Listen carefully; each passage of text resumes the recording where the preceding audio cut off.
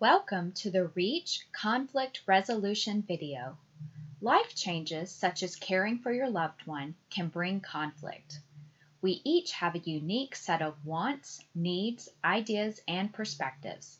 Occasionally, these things may seem incompatible or even opposite from another person's.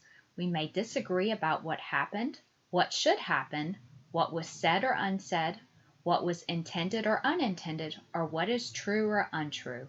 How we manage our differences is the key to dealing with the struggles of life. When we deal with disagreement poorly, tension builds, the relationship becomes strained, and separation can become the best resolution for one or both people. When we manage disagreement well, we build stronger relationships of trust, acceptance, and teamwork. In this video, you will learn about some of the main causes of conflict and how to resolve these conflicts effectively. In a perfect world, two people talk calmly and disagree productively. Each person seeks to understand the other's point of view and concerns. The two conclude by reaching a solution they both feel comfortable with that respects both of their needs. Unfortunately, reality often brings emotions and prejudices into the disagreement. Anger, hurt, fear, self-esteem, the past, misunderstanding, assumptions, and sensitivity. None of these intruders help resolve the conflict. Knowing and understanding the main causes of conflict may help you prevent some conflicts from ever happening. There are simple ways to resolve almost any conflict. The steps make up what most people call negotiation. We use negotiation every day in big and small ways. I will do this for you if you will do this for me. Negotiating becomes difficult, however, when disagreement is involved. Good negotiating involves a series of steps that lead to resolution. Let's look at an example of negotiation in action. The first step is to know what you want.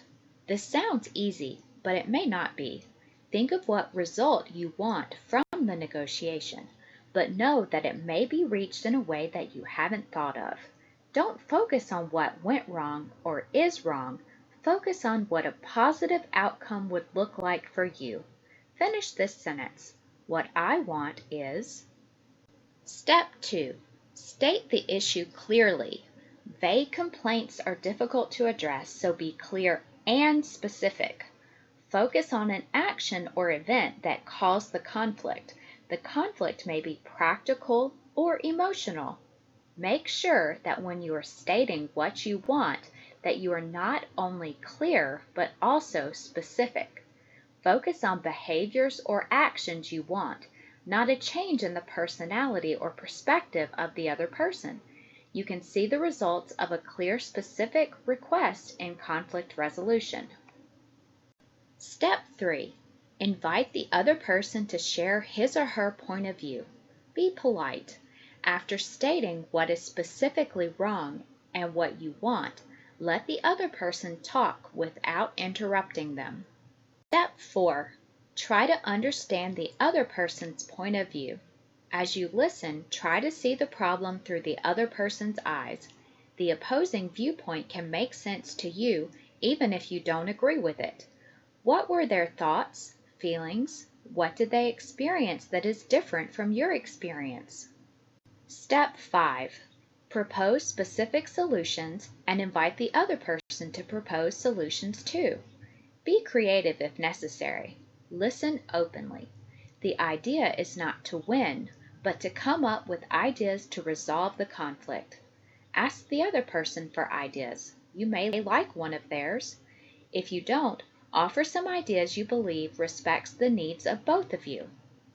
Step 6. Discuss the pros and cons of each proposal. Do this calmly and practically without criticizing the proposal itself. Step 7. Work for agreement, not compromise. Agreement is a win-win proposition. In compromise, someone gave up something important to them. People in disagreement should focus on needs rather than on positions. Agreement will put the relationship first, not the individuals involved. It can't be about one person. It has to be about both. Step 8. Celebrate. Appreciate the effort and commitment it takes to move forward, and remember to thank one another. Be proud that you worked it out successfully. Here are all the steps in one place. Take a minute to look over before we move on to using the steps in an example. Follow along with Michael and Stephanie as they use the steps for successful conflict resolution. Stephanie and Michael's children want to go to the 4th of July celebration in town. Stephanie offers to take them, but Michael insists that he wants to go too. Michael has post-traumatic stress disorder, so Stephanie is concerned that the fireworks will be too much for him. Michael doesn't want to miss out on a family outing. Michael and Stephanie disagree about whether Michael should go or not. Stephanie does not want Michael to go, but Michael wants to go. They are in conflict based on their positions. By openly discussing why they feel the way they do, Stephanie and Michael find that their needs and motivations are similar. Having established the issue clearly, whether or not Michael should go to the 4th of July celebration, Michael invites his wife to explain her point of view first. Stephanie tells her husband that she would love for him to join the family at the 4th of July celebration. However, she is concerned that the fireworks show might trigger his PTSD. Michael tells his wife that he understands her point of view, however, he doesn't feel like the fireworks will be an issue. Michael feels it is important that he be included in the family. He has missed too many family outings. He feels that his PTSD is under control and that the fireworks won't be an issue. Even though their positions are different, both have the same need, to enjoy the 4th of July with the family. They do have an area of agreement. Having listened to each other's perspective, Michael and Stephanie each offer suggestions about how to handle the situation. As they talk, they decide on a solution they both feel good about. They both want to enjoy the 4th of July celebration as a family. They both believe spending time as a family is important. So that both Michael and Stephanie's needs are met in the agreement, they propose the following solution. They will all attend the 4th of July celebration. Michael will bring his noise-canceling headphones and wear those during the fireworks show. Michael and Stephanie both feel their perspectives were valued and part of the solution. They thank each other for handling the situation as a team. Sometimes, despite our best efforts, we can't negotiate a solution both people are happy with. When this occurs, talking with a trained professional can help. A trained mediator can help you communicate more effectively and work your way to an eventual solution. You can talk to a clergy member, a counselor, a psychologist, or sit down with a coworker you both trust. If the problem involves some legal issues, consider working with an attorney who is trained in mediation and conflict resolution.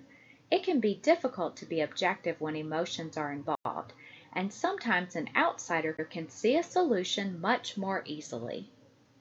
Remember, practice the productive conflict resolution behaviors you learned in this video, and avoid the counterproductive behaviors.